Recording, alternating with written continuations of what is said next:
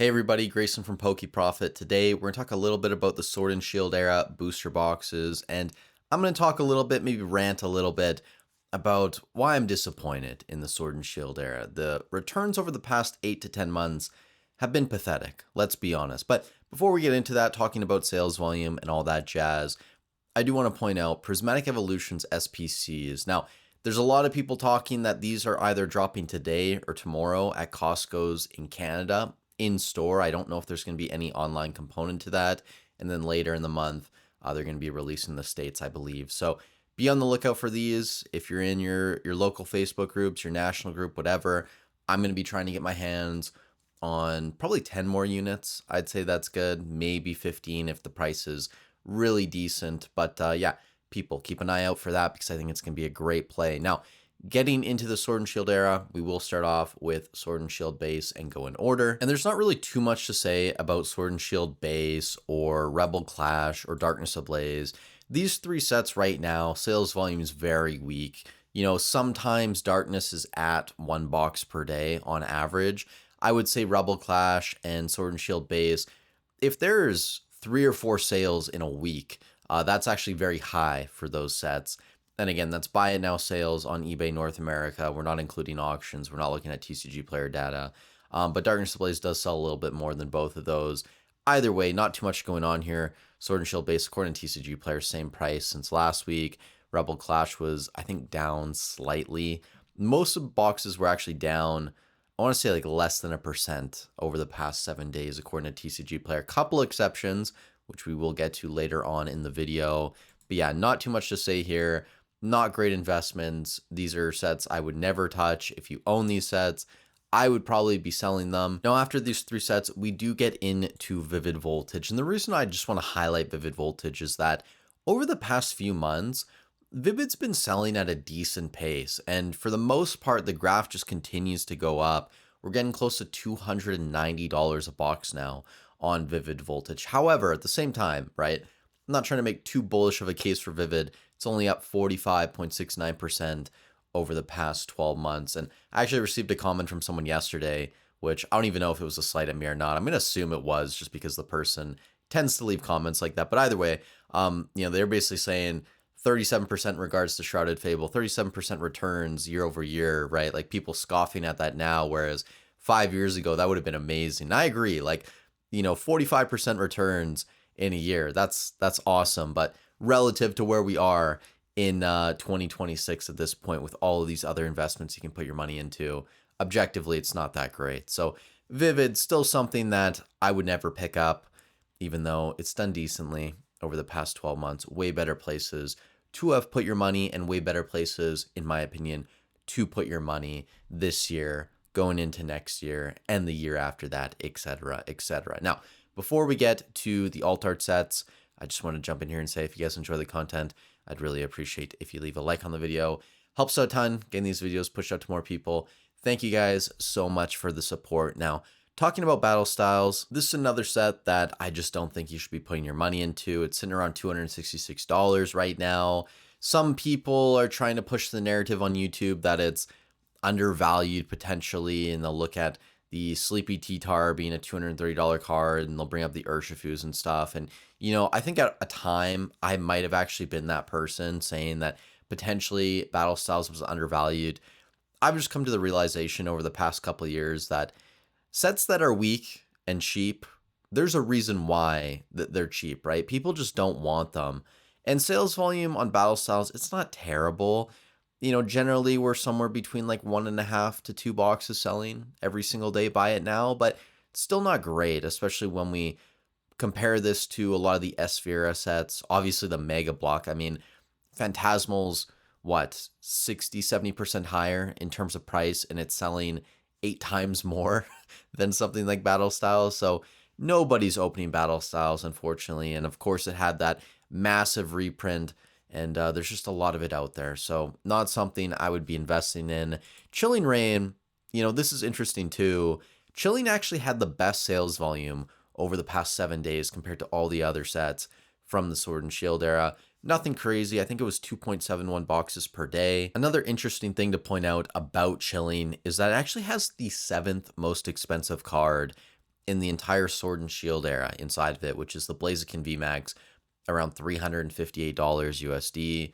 However, even having that card and then having the Galarian Moltres, which is, what would that be, 23rd most expensive card in the Sword and Shield era, and tons of depth, like a lot of those other Galarian cards in there, somewhere between $50 and $100, right? It's a great set, but unfortunately, it's just not enough to carry Chilling Reign to the promised land, right? So I'm actually listing a couple of my chilling boxes on eBay, Facebook groups. If anyone wants them, I'll cut you a good deal as well. So it's something I'm planning to move. Gonna be putting that money probably into SPCs or more ascended products. So just better places, in my opinion, to put your money. But I'm still planning to hold a decent amount of my Sword and Shield because it does seem like we're due for a move eventually, considering most of the era has been flat now for 10 months, 11 months, something like that. Evolving Skies. Now, this is probably the one outlier and the one promising sign if you are a Sword and Shield investor. Box is up to around $2,600 now. I think last night at 2 a.m. when I was putting the numbers in, it was 2612 or something. It's now 2604 on TCG Player, whatever. Either way, we're still seeing a couple boxes sell per day at least. You know, some weeks it's up to 3 or 3.5.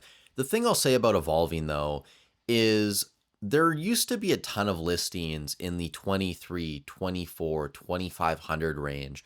You know, now if you go on eBay, I want to say there's maybe 8 boxes, 8 or 9 boxes, a little bit over a case below like $2,850, $2,900. Like most of the listings, if you go into the spreadsheet, if you guys still have access to that, a lot of the boxes getting captured are around $3,000, $2,999, right? So there really isn't a ton of supply to chew through before this box is $2,800, $2,900. And you know, if that happens relatively soon and we see the TCG Player graph make like a, what would that be, 8% move, 10% move, something like that, then maybe people would start looking at the rest of the Sword and Shield era and go, okay, Evolving's making the move. Let's start buying some Fusion Strike, which would maybe trigger the Brilliant Stars move, the Lost Origin move.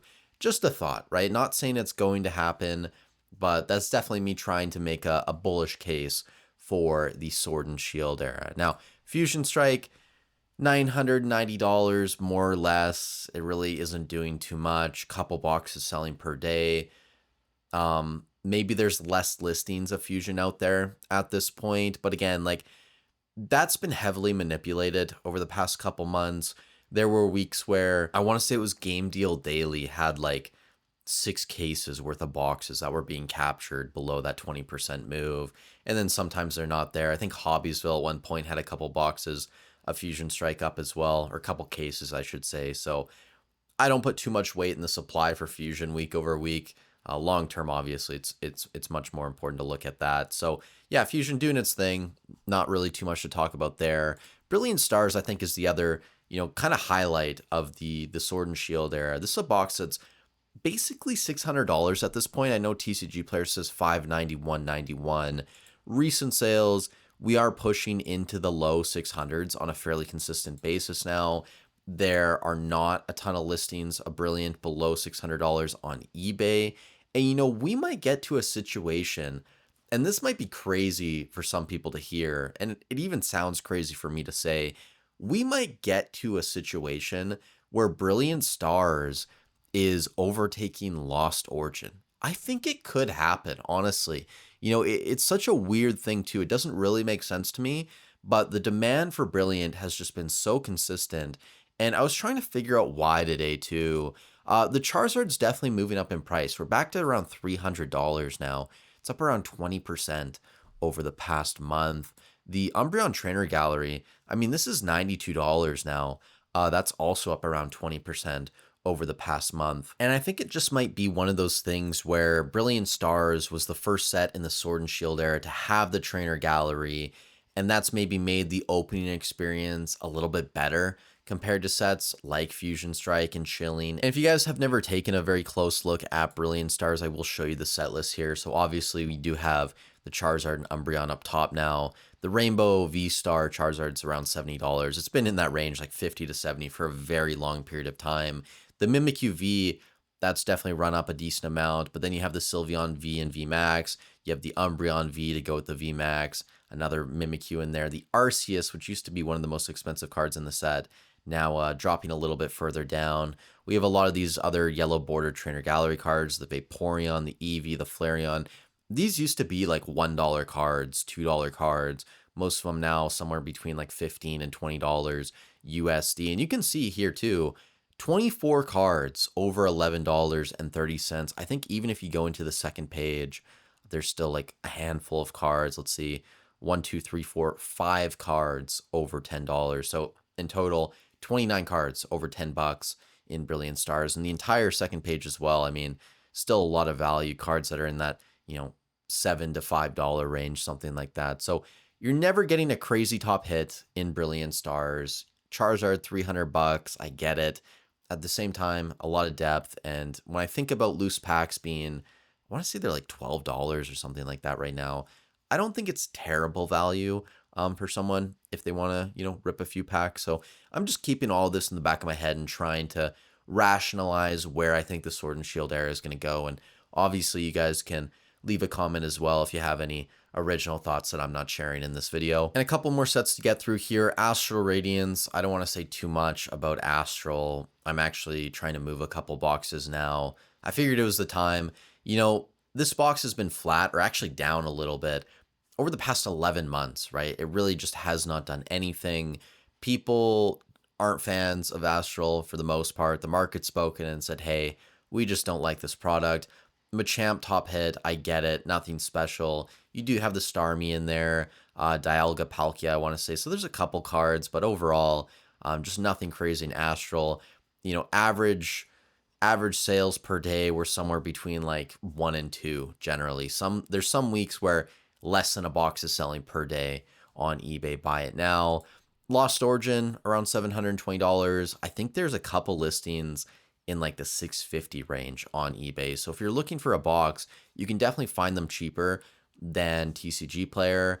The Giratina as well, I didn't highlight it, but I guess we can come over here. Pretty flat over the past month, up around 1%, 1.5%. Whereas when you look at a lot of the other top chases in the Sword and Shield era, like the Lugia, I mean, this is up 13% from Silver Tempest. But overall, Lost Origin, not too much going on there. Silver Tempest, kind of same deal, $470, not really doing too much. Couple boxes moving per day. There's still a decent amount of boxes out there. Let's call it, 6, 7 cases, whatever it is, below a 20% move.